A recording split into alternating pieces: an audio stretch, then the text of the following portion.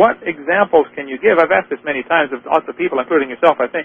What examples can you give of something in the scientific literature or something having to do with real science that would support the idea that any animal ever produced a fundamentally different kind of animal? Let's not talk about that right now. I want to talk about the creation stuff of Genesis, if that's okay. Sure.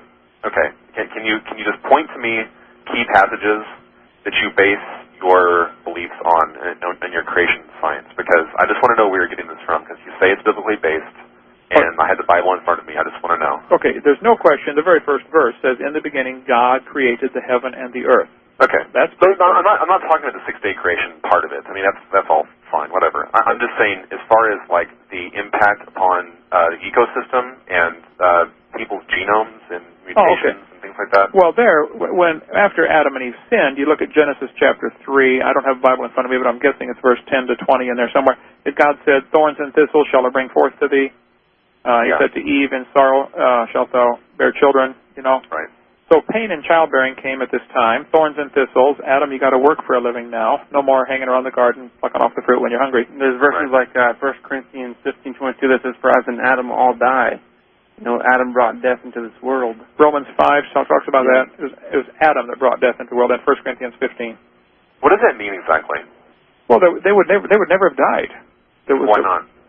They were designed to live forever. I mean, And how did any action of Adam affect a koala bear on the other side of the planet or wherever it was?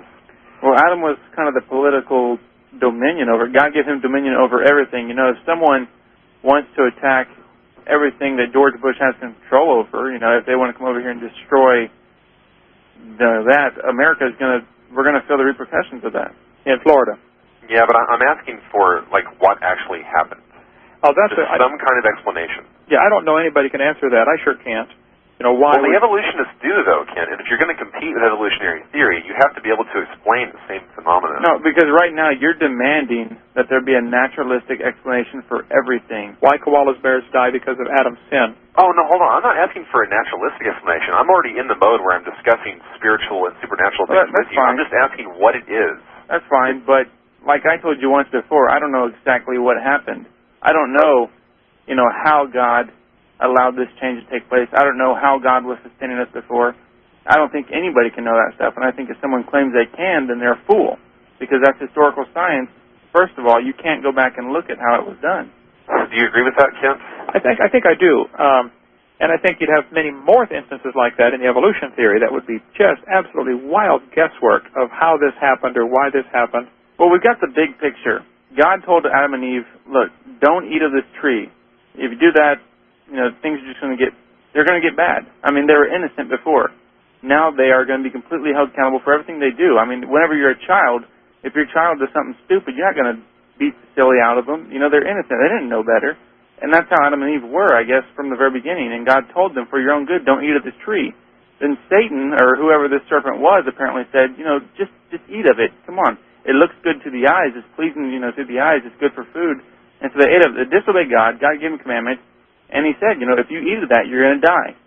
That's not what the serpent says, Jonathan. The serpent says if you eat the fruit, your eyes will be open and you'll have knowledge of good and evil like God. Exactly. Eve had said that God told them they would die. The serpent said you'll have knowledge of good and evil. Jared's right on that one. And God also says...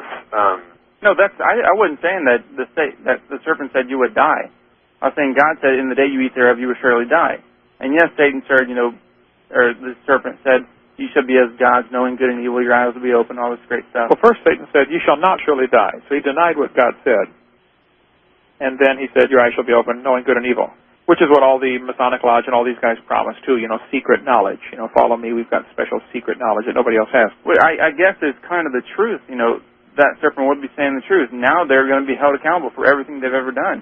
That's why that's today we know what's good and evil. A child right. is born. But having knowledge of good and evil doesn't seem like it has any connection whatsoever to, Gluo being broken, for instance, which is what I heard from Kent before. No, it's not the knowledge of having good and evil is kind of like a little auxiliary off of the fall of man. No, I don't think so. If you look at the text, well, you don't think so, then why are you asking the chapter? Well, first of all, my 4 grandchildren, for instance, are all under 3. I would consider them innocent in many, many areas. I mean, they think nothing of walking down the hallway naked, you know.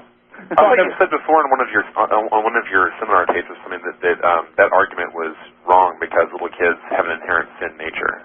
They do have a sin nature. I mean, we've not taught any of them to lie, but all of them already know how to lie. Mm-hmm. Okay, well, go ahead. I'm sure you did by the time you were 2 months old. You know, you've learned, hey, I can scream and holler, and Daddy, come pick me up, or Mommy, come pick me up. You know, they think I'm hurt. I don't remember, Ken. Raise some kids, and you will quickly find out. That is the way it works. Okay, sure, but go ahead. So the sin nature, an apple tree is an apple tree, whether or not it's producing apples at the moment. Right now, the apple trees may not have apples on them in some parts of the world, but they're still apple trees. Mm-hmm. The tree produces apples because of its nature. The production of apples doesn't make it a tree. The nature of making an apple tree, the nature of the tree produces the apples. So a person is a sinner by nature, whether they are currently sinning at the moment or not. That would be the analogy. This is all theology stuff. What I'm really trying to get focused on here is the actual... You're asking a theological question. Well, and also, I think you're missing a much bigger picture, Jared. We are not asking for our theology to be taught at taxpayers' expense in the school system. Oh, yeah, okay. But that has nothing to do with whether or not it's true. Well, no, that's correct. But that's why we focus our program on evolution. The burden of proof is on you to prove your theory is correct. The burden of proof is not on me to prove every detail about all 31,000 verses of Scripture. Oh, I'm not asking you about all 31,000 verses of Scripture. I'm asking you about Genesis 3. Sure. Something that you claim to be very expert on and to talk about it all the time. Oh, I think I know quite a bit about all that. I think I've given all the answers that anybody could give on that. I don't claim to know every answer, but I claim to know.